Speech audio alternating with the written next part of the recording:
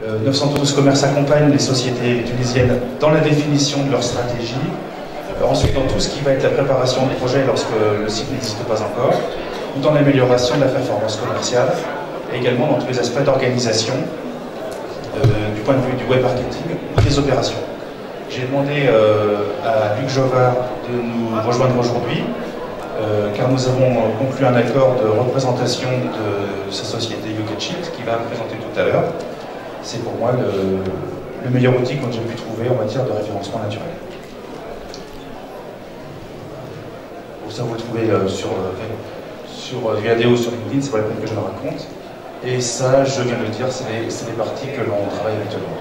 Donc, ceux qui étaient là hier ont pu participer à la conférence sur le lancement de Boxstop, le premier réseau de relais colis en Tunisie, dont les livraisons démarreront à partir du mois de février.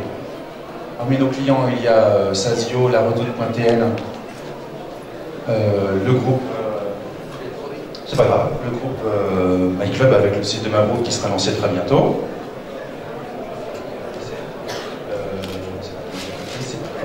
Et puis également voilà, alors on va parler d'abord de l'aspect marketing intelligence.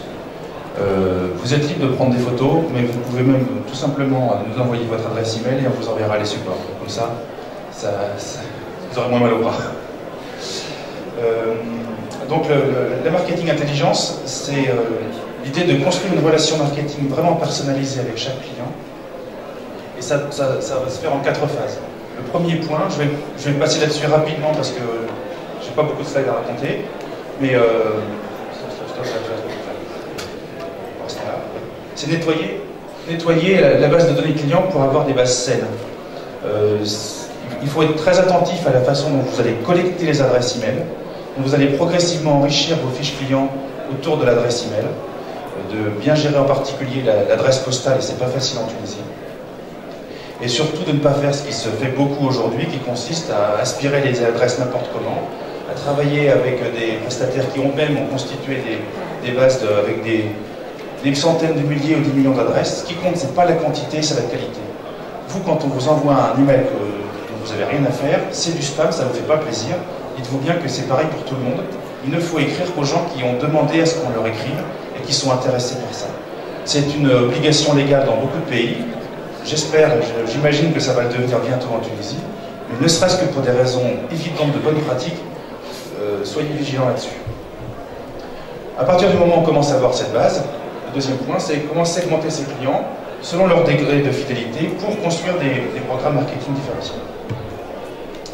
Alors, en fait, on a un processus relativement simple. Ça consiste à exploiter l'historique des ventes, et même plus largement l'historique de navigation, de croiser ça avec cette base de données clients et avec la base de données des articles. Et ça permet de calculer des scores, par exemple, une typologie client-produit, les gens qui sont plus sensibles à telle famille de produits qu'à telle autre. Et en fonction de ça, on va segmenter, on va croiser les données, on va produire des analyses, des tableaux de bord qui sont souvent très instructifs, et s'apercevoir que telle famille de produits recrute plus, par exemple, et que telle autre famille fidélise. Donc ça veut dire que s'il y a beaucoup de produits d'une certaine famille qui sont dans la première commande, c'est pas pareil que ceux qui sont dans la deuxième commande. Et ça va permettre de construire des campagnes avec des sélections de cibles différenciées. Donc je vais faire des campagnes de recrutement qui ne seront pas les mêmes que des campagnes deuxième commande ou troisième commande. Et à partir des templates que vous faites avec vos web designers, vous allez fusionner les contenus pour diffuser les campagnes, et ensuite on boucle en fonction de la mesure des résultats pour avoir des deuxièmes vagues plus réactives. Alors la typologie client-produit, c'est la mouche suivante. Voilà un exemple sans légende, où on a regardé d'année en année comment progressait le chiffre d'affaires, pas seulement en cumul, mais par strate de clientèle. Et ça permet de voir par exemple que le noyau des clients fidèles progresse bien et que la part des nouveaux clients, elle est relativement constante. Donc cet outil qu'on utilise qui s'appelle segmentation, c'est un outil qui reprend ce qu'on disait tout à l'heure, il y a les 3 bases, clients, vente, produits, et on les trie, on les filtre pour avoir tout ce type d'informations. Ça produit des tableaux qu'on peut exporter si on veut dans Excel, où là on voit le croisement par année des clients très bons, moyens, irréguliers, etc. Et on a même avec des graphiques, ça fait encore plus joli. Ça on peut passer, c'est d'autres exemples. Et là, quand on voit ça, par exemple, ça ne veut pas dire les prix qui baissent, ça veut dire le prix de vente moyen de l'article par famille de clients. Donc on voit par exemple que les clients irréguliers ont un prix de vente moyen plus élevé que les bons clients. Ça peut paraître paradoxal, mais c'est intéressant de se le constater. Souvent, quand on a des clients assez réguliers, ben, ils font des plus petites commandes que les clients irréguliers qui passent une grosse commande, mais de temps en temps. Et le quatrième point, ben, c'est passer de la connaissance client à l'action personnalisée. Parce que aujourd'hui, les outils purement de gestion de campagne d'emailing ou de SMS sont des outils qui sont là pour envoyer dans de bonnes conditions les messages. Et d'autre part, vous avez des outils d'analyse qui, eux, sont faits pour analyser. Mais la difficulté, c'est de toujours bien croiser les deux. Donc l'intérêt d'un outil comme ça, c'est d'être en permanence synchronisé avec les historiques de vente et avec les historiques de navigation pour actualiser les segments et pouvoir directement l'exploiter. Voilà, je suis sur oui, ça ne montre pas grand-chose. Donc là, on va avoir un exemple concret de campagne. On va aller chercher, tu peux passer les slides suivants, on va aller chercher des cibles, là c'est trié homme-femme, etc. On va aller chercher par année de première commande, par exemple. Et derrière, on récupère le template de base de l'email. En l'occurrence, on est dans un secteur des cosmétiques. Et on voit ici qui sortent en couleur des variables. On continue. Donc il y a la variable, et on regarde en preview de façon aléatoire, la variable prénom-nom. Mais surtout, ce que vous voyez ici en dessous, c'est un produit qui change. C'est un exemple très simplifié. Le plus gros client de ce système-là aujourd'hui, c'est Promo Vacances, qui envoie 2 milliards d'emails par an avec ça. Et ça permet d'avoir un contenu produit qui va être personnalisé. Pas seulement la personnalisation visible chez Alexandra, par exemple, mais le fait qu'on a considéré que sur tel segment de clientèle ou pour tel profil individuel, le parfum X était mieux que le maquillage Y. Ensuite, on a différentes options pour faire des tests. Voilà. Ce produit, il est disponible en prestation de service ou en licence. Il fonctionne en SaaS. Donc soit on l'installe directement sur vos bases, soit vous exportez vos bases et on va traiter des campagnes pour vous. C'est ce qu'on peut faire pour quelques campagnes test, dont vous pourrez comme ça bien mesurer les résultats. Luc, à toi la parole. Merci beaucoup Laurent. Pour ajouter sur toute cette segmentation qui est très importante, le fait de servir de Facebook, de Google pour aller chercher de l'adresse et de demander aux gens ce qui les intéresse est primordial. À titre personnel, je fais une vidéo de 45 secondes pour expliquer mon métier, donc donner une petite information. Ceux qui voudront pourront prendre la carte de visite, me donner leur carte de visite ou prendre la mienne pour pouvoir la voir. Et là-dessus, il y a différentes séquences qui peuvent se faire si vous êtes intéressé par le marketing, par l'emailing et ainsi de suite. Au départ, j'ai pris mon carnet d'adresses que je connaissais, légitime, je leur ai envoyé. J'ai réussi à avoir un audimat normal.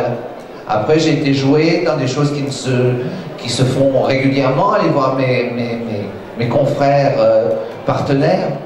Et là, je leur ai demandé si ça les intéressait, puisque ce n'était pas de la publicité mais de l'information, de me donner leur base. Ils me les ont donnés gentiment, mais ça ne m'a rapporté aucun audimat. La fierté d'envoyer plus de mails ne compte pas par rapport à l'efficacité du mail. D'accord? Et faites attention à ne pas brûler vos cartouches. Si vous envoyez trop de mails à quelqu'un, il va appuyer sur spam et c'est fini, vous l'avez perdu à vie. Donc c'est là où il faut faire attention sur les systèmes. Ensuite, bon, j'ai cherché, j'ai pas réussi à augmenter mon audimat. Et à partir du moment où j'ai vraiment été chercher la base qualifiée, en l'espace de 4 mois, j'ai réussi à augmenter de 60% mon audimat. Donc faire quelque chose, pas légal, mais intelligent, est bien plus important que le simple respect de la légalité.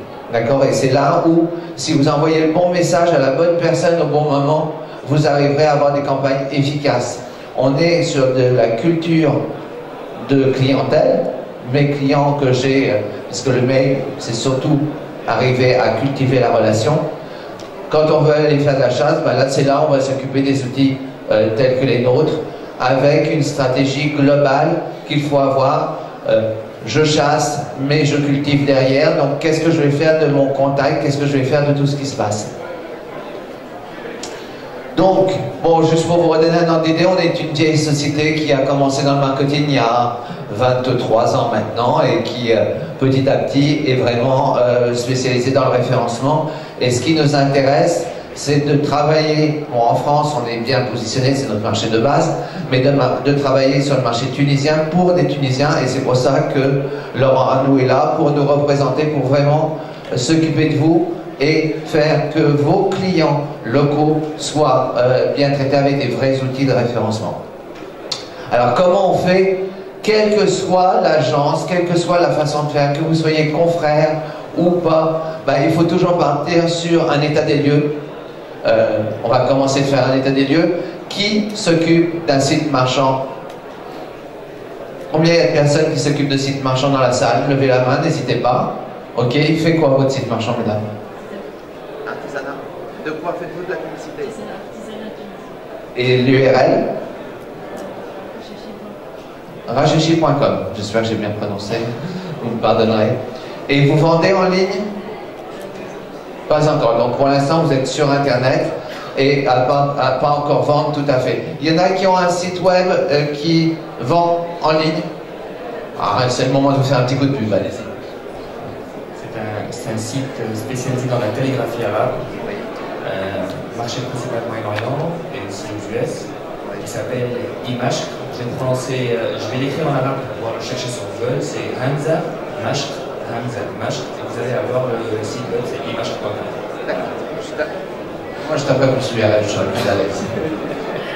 Mais c'est parce que je ne connais pas le marché, je ne connais pas l'arabe, qu'on a besoin d'avoir des gens locaux pour parler localement. Il y a un vrai marché. Il n'y a pas que l'exportation, il y a aussi toute cette vision de tous les marchés qu'il faut prendre en compte et prendre dans la mentalité le système qui fonctionne bien. D'accord? Donc c'est ça l'état des lieux, la définition des possibles, c'est quels sont vos marchés, comment on va les prendre, comment on va faire la transaction financière, est-ce qu'elle va se faire avec une carte bleue, est-ce qu'elle va se faire encore en chèque, est-ce que ça va être du paiement à la livraison, comme le propose le système de livraison de Laurent, de 912 Commerce, excuse-moi. Donc, il y a regarder les choses, regarder les mentalités et regarder ce qui va se faire. Une fois qu'on est là, on commence à avoir une petite idée de la stratégie. C'est pour ça que j'ai marqué genèse de la stratégie, parce que jamais j'aurai la supériorité de dire que je suis capable de faire une stratégie dès le premier mois que je connais un client. On va apprendre, et c'est la philosophie Shadok. Plus je rate, plus j'ai de chances de réussir.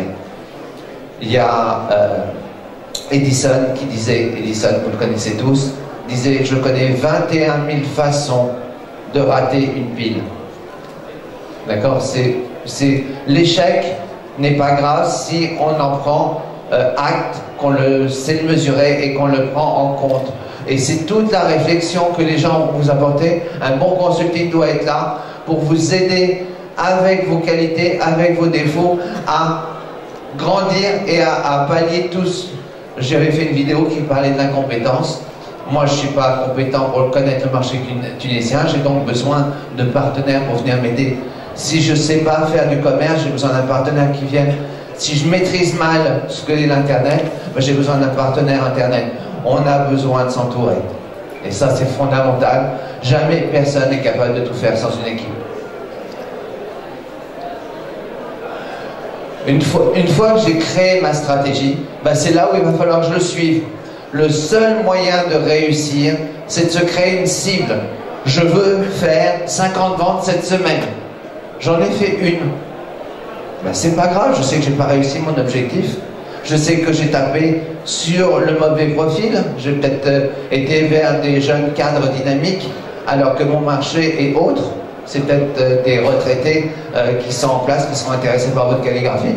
Ok, je sais que là, j'ai 1/50e de mon objectif qui était sur mes jeunes cadres dynamiques. Ben, j'allais sur d'autres personnes avec d'autres profils, d'autres médias, d'autres façons de faire, jusqu'à temps que j'arrive à obtenir mon objectif qui est de 50 ventes. Et au fur et à mesure que ça va se passer, que je vais atteindre 40, 45, ben, je vais changer mes objectifs pour dire maintenant je veux 200, parce qu'on n'est jamais satisfait.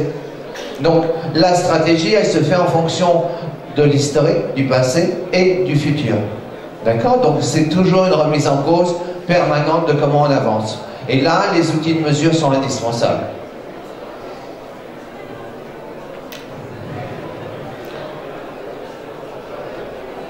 Quelles sont les bases du référencement? On va poser la question à l'envers. Pourquoi vous utilisez un moteur de recherche, que ce soit Google ou Facebook? Pourquoi vous l'utilisez? Est-ce qu'il y a quelqu'un qui veut se lancer dans la réponse de pourquoi on utilise Google ou pourquoi vous utilisez Facebook quand vous faites une recherche? Ben moi, c'est simple, je vais vous donner ma réponse. Je fais une recherche, c'est pour avoir une réponse. J'utilise, moi j'ai un petit faible pour Google, j'utilise Google et pas Bing et pas Yahoo et pas ainsi de suite, parce que ça m'apporte une bonne réponse. Donc, pourquoi je mériterais que mon site web soit bien positionné? C'est parce que ça m'apporte une bonne réponse. Si je tape calligraphie arabe, dites-moi votre valeur ajoutée sur la calligraphie arabe. Si je tape traduire un texte avec une calligraphie ancienne, dites-moi oui, on sait le faire. D'accord? Le message, la réponse qu'il y a n'est pas forcément philosophique en disant la calligraphie arabe a permis de mettre les chiffres de 0 à 9 dans tout le monde occidental. Non, c'est est-ce que tu en fais ou pas? À un moment donné, si je tape acheter canapé en cuir, tout ce que je veux qu'on me dise, c'est Luc, t'inquiète pas, tu te casseras pas le dos, c'est nos livreurs qui vont te livrer et on te prendra ton vieux canapé. Donc la bonne réponse, c'est pas forcément une réponse philosophique, se vautrer sur le canapé, c'est des bonnes soirées entre copains. C'est simplement dire je le fais, c'est de la qualité, ma livraison est gratuite. Bref, remettez-vous dans la peau que vous avez, qui est la peau de l'internaute. Et de dire, mais comment je voudrais qu'on me réponde correctement à cette question? Et là, mettez-vous dans la tête qu'il faut répondre aux questions. Donc, non. Donc, la technique, c'est de la mesure, on l'a dit tout à l'heure, ma cible, je veux faire 50 ventes, mais sur quels mots-clés vont m'apporter de l'argent? Et ainsi de suite. Donc, j'ai besoin d'une mesure précise. J'ai besoin de technique. On est dans l'Internet, on est avec des ordinateurs, il y a de la technique. Comme pour les voitures. D'accord? Est-ce que ça m'intéresse de comprendre comment la dernière BMW fonctionne avec son ABS pour s'arrêter plus court que la Ford Fiesta et ainsi de suite? Pas du tout. Ce que je veux savoir, c'est que si j'appuie sur le frein, ça ne va pas écraser l'enfant qui traverse la rue. D'accord? Donc la technique est indispensable, mais théoriquement ne doit pas vous casser plus la tête que où est-ce que je mets la clé pour redémarrer ma voiture. Si vous n'avez pas d'outil pour la technique, vous êtes à perdre votre temps et à perdre votre énergie, parce qu'au lieu de faire du commerce, vous allez faire de la technique.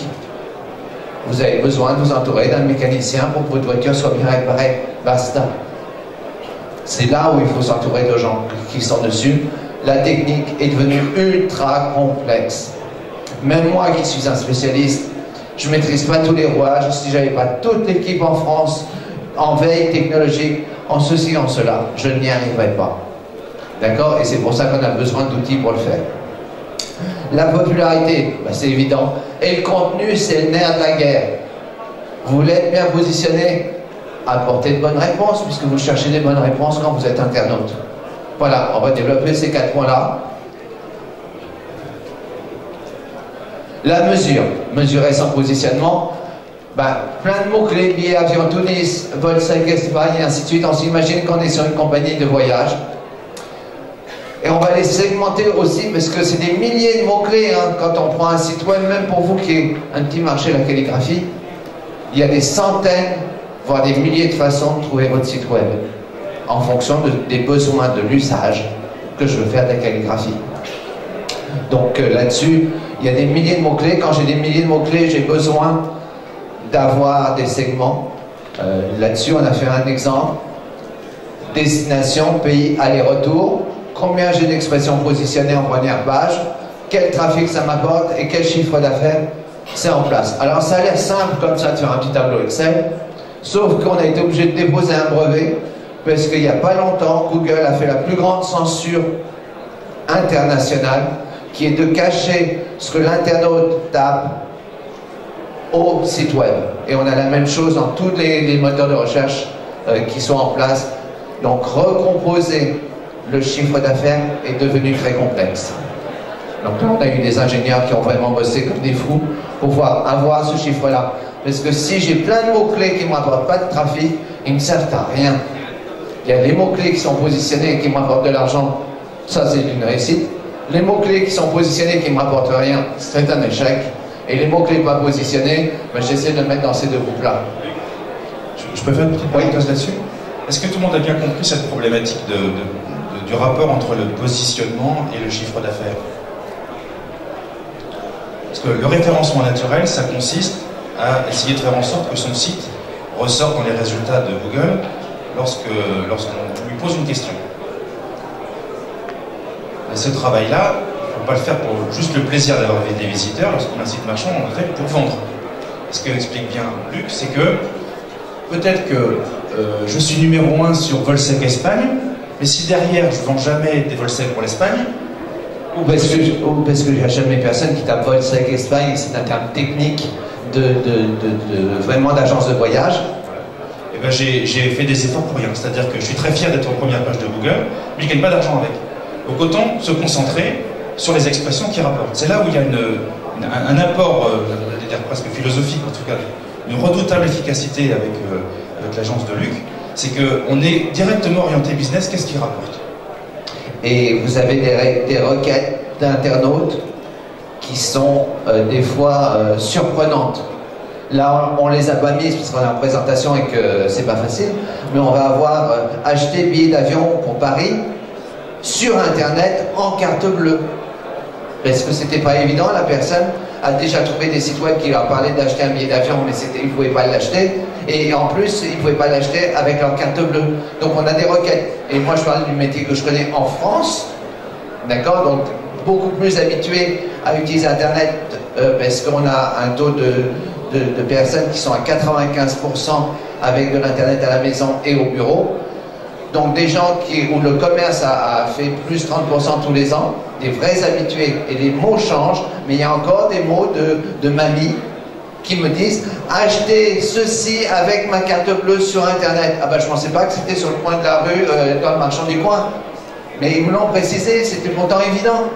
Donc il y a des fois des mots qui nous paraissent complètement fous, mais s'ils me rapportent de l'argent, ben, ça me permet de vivre.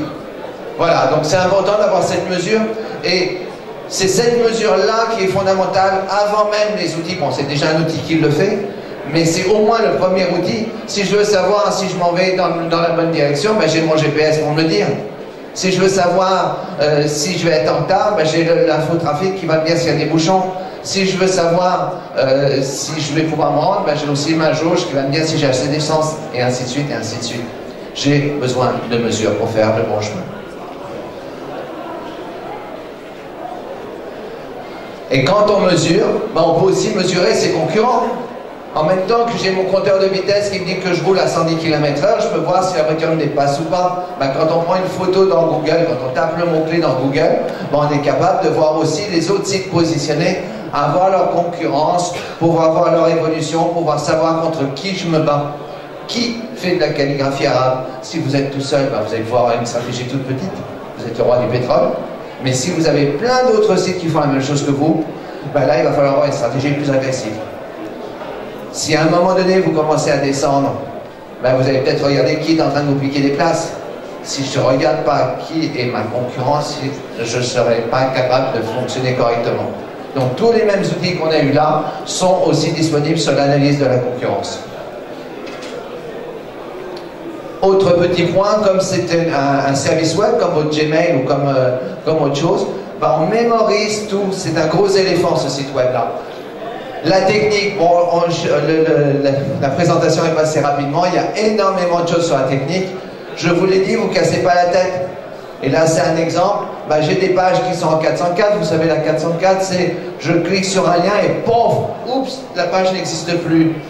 Ben là, le robot est passé au travers et va vous donner vos pages qui sont en 404 et toutes les autres erreurs. Et si vous ne comprenez pas ce que c'est, parce que vous n'êtes pas un spécialiste, ben il y a de l'aide en ligne qui va être là pour vous guider. Ou pour guider votre web agency, ou nous pour vous guider, non plus pour vous dire qu'est-ce qui ne va pas. Ce n'est pas le but de l'aide, c'est pour vous dire comment résoudre le problème.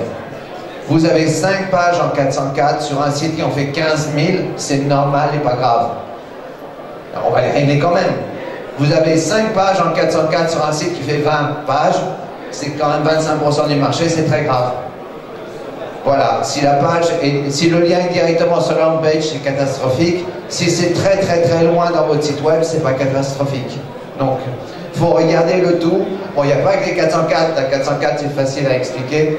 Il y a plein d'autres détails, mais au lieu de vous dire je vais apprendre tous les détails, dites-vous j'ai un outil qui me signale que quand j'ai une merdouille sur mon système. Et donc je ne me casse pas la tête. L'aiguille est dans le rouge, c'est la panique. L'aiguille est dans le vert, tout va bien. Je dors sur mes 2 oreilles. Exactement comme quand je démarre ma voiture. S'il n'y a aucun voyant lumineux qui s'allume, c'est que tout roule. Et ça doit être pareil sur la technique pour se concentrer sur la première partie qu'on a vue qui est la mesure et l'autre partie qui va être le contenu. Le contenu. Une fois qu'on a trouvé ce qu'on allait dire, je suis un site qui vend des machines à laver, j'en ai, d'accord? Je vais répondre, je te la livre, je sais, j'ai pris moins cher, je vais donner ma qualité de ce site web là. Alors c'est pas des grands textes comme on l'a fait dans l'exemple qui prendraient 80% de la page, c'est plutôt des petits textes qui vont bien le faire. Mais c'est pas tout ce qu'on doit faire. À l'intérieur, on doit reprendre des expressions, faire des liens. Vous connaissez Wikipédia, on peut cliquer de lien en lien, c'est pour ça que Wikipédia est bien connu. Vous savez que les blogs fonctionnent bien. Pourquoi? Parce qu'ils apportent beaucoup de contenu. Donc si je fais du contenu et du lien, ben, je vais bien marcher. Et en plus, bon, il va falloir le modérer, ça c'est l'outil qui va le faire tout seul. Je vous épargne la technique. Et toujours vendre. Vos produits peuvent être au-dessus ou en dessous, ça ne me dérange pas. Mais il faut donner mon argument commercial, avoir une bonne ergonomie pour mieux vendre et avoir du lien à l'intérieur. Pour vous donner un ordre d'idée, la majorité des sites web en France font une visite sur 50 qui font une vente. Notre record dans l'agence, c'est une visite sur 3 qui fait une vente. Petit trafic, hein, 3000 visiteurs par jour, rien d'extraordinaire, mais 1000 ventes tous les jours, assez extraordinaire. 3,5 millions d'euros, je ne parle pas en dinars, je parle en euros, 3,5 millions d'euros qui se font tous les ans. Donc un panier très petit, 10-12 euros de panier moyen, mais 1000 par jour, ça fait 10-12 000 euros tous les jours. Hein. Moi j'aimerais bien. Voilà.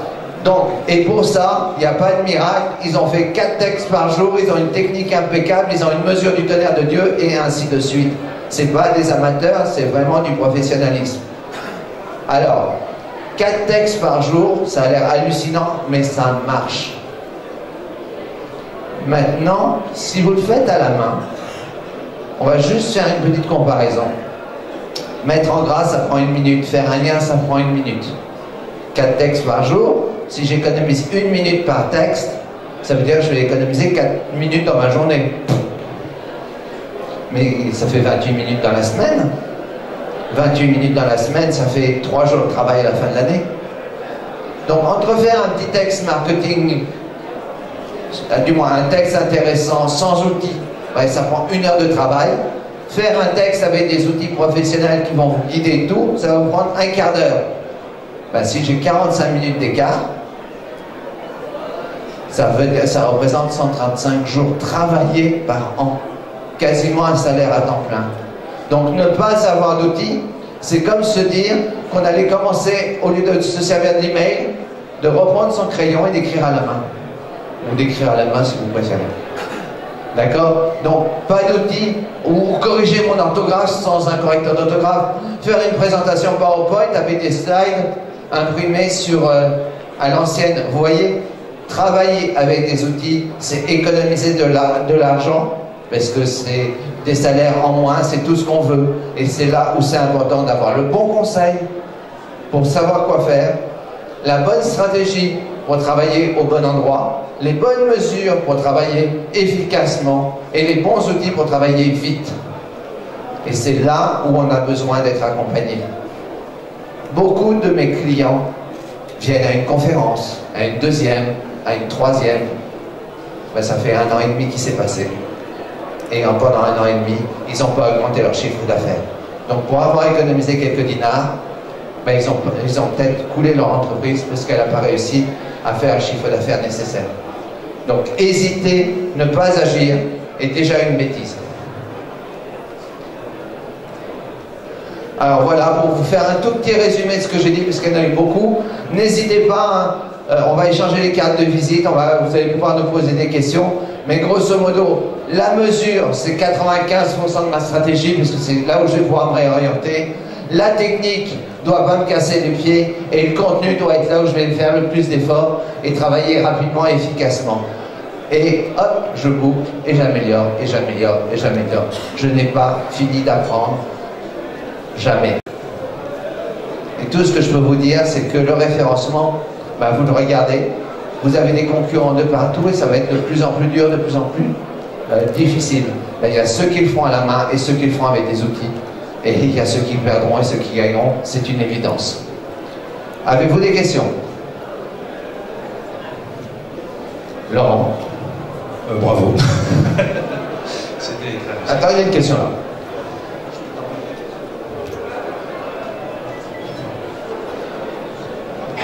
Bonjour.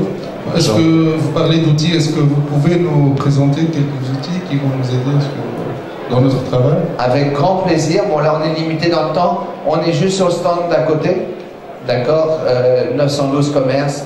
Là, on peut vous montrer, on a la connexion web qui va bien, et ainsi de suite. Oui, bien sûr, on a des outils, mais ce n'est pas que l'outil. Si on me donne un marteau et un burin, je ne serai jamais un sculpteur non plus. Mais ça ne veut pas dire que je ne puisse pas faire une partie du travail, collaborer et ainsi de suite. Donc l'outil c'est important, mais je vais vous faire un parallèle. Je vous montre une feuille Excel qui peut faire égal et je rentre ma formule. Ben, c'est très bien, c'est un bon outil, mais ça fera voir mon business plan.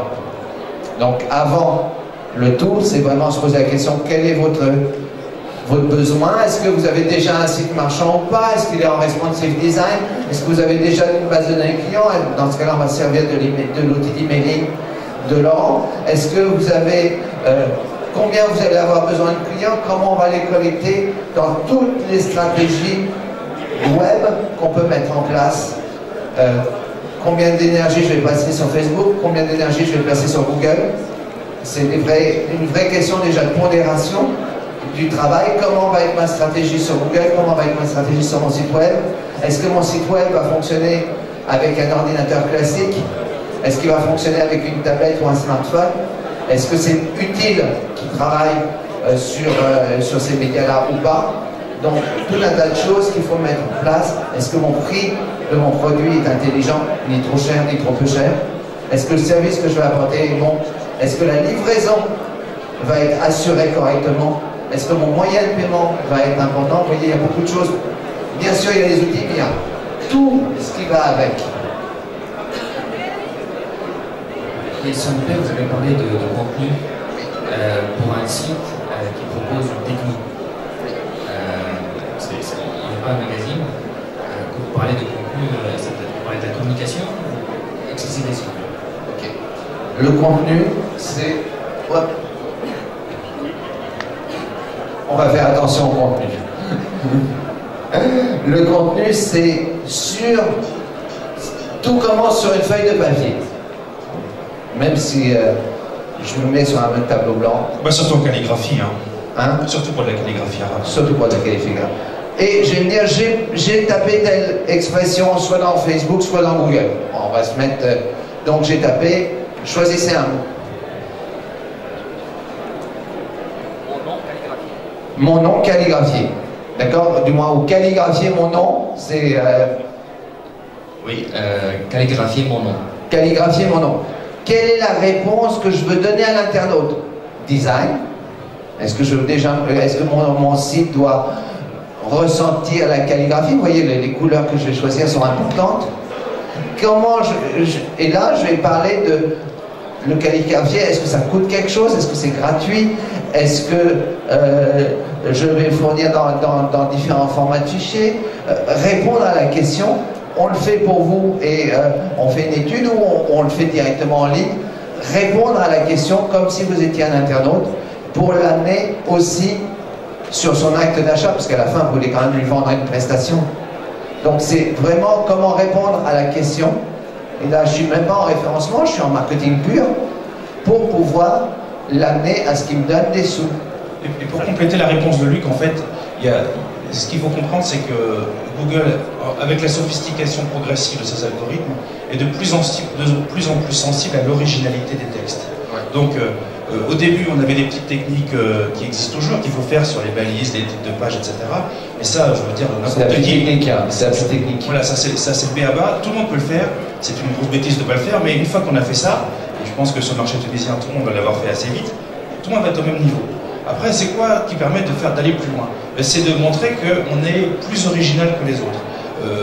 Je vois par exemple des sites de parfums, ils se contentent de recopier le texte du communiqué de presse du fabricant de la marque de parfum. Et vous allez sur Habit Rouge de Guerlain, sur 3 sites de parfumerie, c'est exactement le même texte de la maison Guerlain. Ils ne sont pas beaucoup fatigués pour trouver un peu d'originalité. Donc l'intérêt, c'est de justement rédiger des textes frais et de le faire régulièrement. Alors même si c'est un peu fastidieux parce que vous n'allez pas réinventer la calligraphie arabe toutes les 5 minutes, il faut trouver tous les jours une façon d'en reparler un peu différemment, un peu nouvelle, et comme ça Google va dire, ah ben vraiment il a une actualité, ça bouge, et du coup c'est ça qui fait que c'est intéressant. Sur la calligraphie, bien sûr, c'est des articles de fond, mais aussi sur ce que vous voulez vendre. Et peut-être que calligraphier Luc, calligraphier Ahmed, calligraphier ceci ne sont pas les mots-clés qui vont vous rapporter de l'argent. Vous voyez, et c'est là où il faut vraiment se poser une question de business plan, de quelle est ma stratégie de vente, quels sont mes clients, comment vont-ils le faire, pour pouvoir là commencer à faire la bonne réponse. Vous me posez la question comme ça, brûle pour point, je ne sais pas. Il va falloir que vous me parliez un peu plus de votre métier, qu'on voit avec un rédacteur le style éditorial qu'on veut prendre, que ce rédacteur soit un rédacteur qui écrive bien, mais aussi qui sache faire du commerce et aussi qui sache répondre aux contraintes de référencement. Et là, on va pouvoir vous proposer un texte qui devient intelligent, qui est plus facile.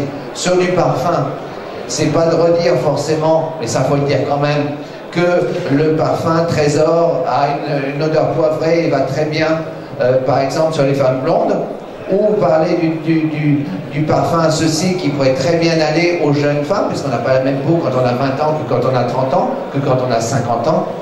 Donc là, si je commence à donner de l'information subjective, je vais intéresser les gens, ou ça peut être, comme j'ai vu là un stand, te casse pas la tête, tu veux du Trésor, c'est moins 20%. D'accord, ça peut être donc ma chose, mon message dans ce cas-là va être du Trésor à moins 20%, prix garanti. Il va falloir que je le répète des centaines de fois. Hein. La quantité, c'est pas, la question n'est pas est-ce que j'écris du texte ou quel texte j'écris, c'est je suis aujourd'hui, par la technologie, obligé d'écrire du texte. Maintenant, comment faire que ce texte-là me serve à gagner de l'argent? D'accord? C'est pas quel texte qui est la vraie problématique, ça se refond régulièrement. C'est 1, 2, 3, 4, 5, 6, 7 textes, tous les jours, tous les mois, toutes les semaines, à quelle fréquence? Parce que c'est aussi une question de budget, d'effort, d'employés et tout ce qu'on veut. C'est quelle fréquence je mets ensuite en place, ça c'est mon budget. Et ensuite, quelle est la taille de mon texte, quelle est l'importance, quelle est la philosophie du texte, ça va aussi influencer quantité par prix du texte. Et ensuite, faut le faire, quoi.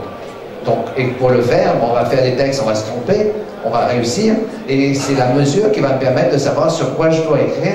Et là, mes réponses vont devenir de plus en plus subtiles. Mon business va évoluer aussi en fonction de mes clients, et tout va évoluer et grandir et apprendre. C'est pour ça que je dis, je ne sais jamais rien. Je peux avoir une petite idée aujourd'hui, mais cette idée dans 6 mois aura évolué parce que vous aurez évolué aussi sur votre produit, sur votre offre, sur votre façon d'acquérir des clients. Vous aurez peut-être découvert des marchés, ou vous aurez peut-être aperçu qu'il y a certains marchés que vous pensiez géniaux qui ne rapportent rien, et ainsi de suite. C'est ça le commerce, c'est toujours se remettre en question. Une dernière question. Il y a 4 mois. 4 dernières questions alors. Je vais commencer par vous. J'ai lu sur plusieurs forums que Google n'utilise pas les mots-clés. Google n'utilise pas les mots-clés. Par contre, Yahoo et Bing utilisent les mots-clés Meta et Web sous description pour améliorer le positionnement de... Alors, 2 choses. On me dit, Google fait ceci, Yahoo fait cela. Je vais vous dire quelque chose, vous avez peut-être été sur les mauvais forums. parce que ce que vous me racontez n'a plus aucun sens pour moi. On parle d'un tout petit détail de la méta-keyword. C'est vrai que Google ne l'utilise plus. Mais là, c'est de la technique cachée. Le contenu, le texte que vous allez créer, tous les moteurs le font. Et c'est eux qui sont les plus importants. Donc c'est d'abord, j'écris du contenu, je réponds à l'internaute, je le fais. Là, ce que vous parlez, c'est une balise ou non. Alors moi, je prends le pari de Pascal, qui dit, dans la balise keyword, ben, ça ne me coûte pas grand-chose de remettre l'équivalent de mon titre. Toc, je le mets dedans, parce que ça, c'est un bout de programmation qui est fait. Je sais que ça ne sert plus à rien pour Google, et que c'est quand même ma source majoritaire de trafic. Ça sert encore pour Bing, parce que les autres sont morts. Bah, voilà, je l'ai fait, mais ça m'a pris un quart de seconde à décider. Et ça n'a pas grande importance. La technique, tout ce qu'on voit sur les forums, ça ne parle que de technique, et c'est 1% de mon métier. C'est comme si on vous parlait voyage, et qu'on n'arrêtait pas de vous parler du taux de grammes de CO2 émis par votre voiture. Et qu'on vous oublie de vous parler du GPS, du fait de choisir les bons copains pour partir en vacances, et surtout de choisir le bon lieu pour partir en vacances. Donc ce dont vous parlez, c'est de l'émission du CO2, et je vais en mettre le moins possible, mais il faut surtout s'occuper du voyage. Merci. Une question. Si on prend l'exemple de la calligraphie, pardon, j'ai deux expressions. Okay, calligraphie non, Google, sur le moteur de recherche, et écriture littérale. Okay, vous voyez avec Google Analytics, Google, peu importe, vous voyez que écriture littérale rapporte plus de visites. Okay. Comment vous allez nous dire que, attention, ça rapporte plus de visites, okay, mais c'est l'autre terme, calligraphie moment, qui vous rapportera plus de retour sur d'argent. Ça, première question, comment vous le faites? Ça doit être une technique. Et je pense qu'il y a quelque chose de fondamental que vous avez peut-être omis de nous dire, c'est qu'il faut du temps. Ah oui. Jamais on n'obtiendra une calligraphie, on va pas avoir un retour sur investissement tout de suite. Sur ce travail-là, c'est du temps. Voilà. Dès que vous êtes plus rapide, voilà. Plus on prend son temps, plus c'est agréable, vous le savez bien. Alors, je réponds à votre question. D'abord, j'ai un client qui a que 15 produits, qui représente vous un seul produit. On a 1500 expressions qui rapportent de l'argent en première page de Google. Donc déjà, est-ce que ça vaudra la peine de faire calligraphie et tous les prénoms de la Terre, ou tous les prénoms les plus populaires de la Terre? J'en sais rien. D'accord? Donc c'est et la mesure du positionnement et les informations que je vais avoir dans Google Analytics qui vont me dire, et c'est au fur et à mesure que je positionne que je vais pouvoir dire que ça rapporte des sous. Avant, je pourrais peut-être dire ça parlait de trafic, mais ce que je me suis aperçu, c'est que tous les outils ne valaient pas le bon sens. D'accord? On va d'abord écouter monsieur, prendre la peine de voir puisqu'il a de l'expérience de la calligraphie, voir tout ce qu'il pense, tester les différentes choses, évidemment se tromper sur certaines, évidemment réussir sur d'autres. Et de là, on va se faire de l'expérience, et c'est dans l'expérience qu'on va réévaluer en permanence. Alors maintenant, si vous avez un référenceur qui vous dit, vous inquiétez pas, ça va prendre entre 6 mois et 1 an avant de faire des sous, allez chez un autre. D'accord, il faut quand même du temps, mais pas trop de temps. Je vous rappelle qu'on a un stand au 912, parce que là on commence à grappiller sur les temps et ça devient compliqué. Venez sur le stand, je répondrai avec toutes vos questions. Laurent est en permanence. On va prendre une dernière question et après on s'échange les cartes de visite. Vous nous donnez vos cartes de visite pour avoir la conférence et que si vous avez des questions, nous envoyez un petit mail pour qu'on puisse y répondre. Bonjour. Bonjour. D'abord, soyez bienvenus en Tunisie. Ma question, c'est purement marketing. Quelles sont les nouvelles innovations et les techniques pour cibler un client, pour augmenter le rendement et diminuer le temps de recherche? Ça fait toute une conférence. Alors déjà, répondre à des choses, la base. Avant de prendre les nouveautés, faisons déjà bien notre métier d'origine. D'accord? Je ne vais pas négliger Facebook, je ne vais pas négliger Google, je ne vais pas négliger mon référencement, je ne vais pas négliger ma notoriété. Je vais aussi m'occuper de bien faire mon métier en livrant correctement le produit et en ayant une qualité de service qui soit là, parce que le meilleur prospect que j'ai, c'est mon client. D'accord? Donc ça, c'est les bases du marketing. Et ne les oublions pas. Ensuite, il y a tout un tas d'autres choses. On est une boîte qui adorons innover. Donc on a été obligé d'innover dans la mesure qu'on avait perdu à cause de l'ascension de Google. On a d'autres outils qui ne sont pas référencement, mais qui sont des outils sur les réseaux sociaux professionnels. Je pense à LinkedIn, Facebook, qui sont en place. Je pense qu'il y a tout un tas de moyens qui doivent se faire en fonction du marché, de la maturité de l'internaute et d'y aller juste au bon moment. Une bonne idée trop tôt va faire un flop, une bonne idée trop tard est désuète. Donc c'est de faire en fonction de son public le bon choix. Tester, regarder, voir. Mais juste pour vous donner un ordre d'idée, un des très bons référenceurs que j'ai vu en France, c'était la FNAC, qui en 1990, alors que Google n'était pas très très fort, avait ses 5 emplacés qui étaient marqués FNAC.com. C'est aussi du référencement, c'est savoir se servir de tous les outils qui peuvent m'amener du business chez moi. C'est peut-être aussi mêler le web et le physique pour avoir de la proximité. Merci. La réponse était très vaste, mais merci beaucoup. La question était large. Hein. À la prochaine. À la prochaine. Et de toute manière, on pourra en discuter de façon plus pointue sur ce temps. Merci à tous. Donc j'échange les cartes de visite, ou je récupère parce que j'en ai pas beaucoup. Et n'hésitez pas, donnez-moi vos cartes de visite pour avoir la présentation, pour qu'on puisse. Merci beaucoup.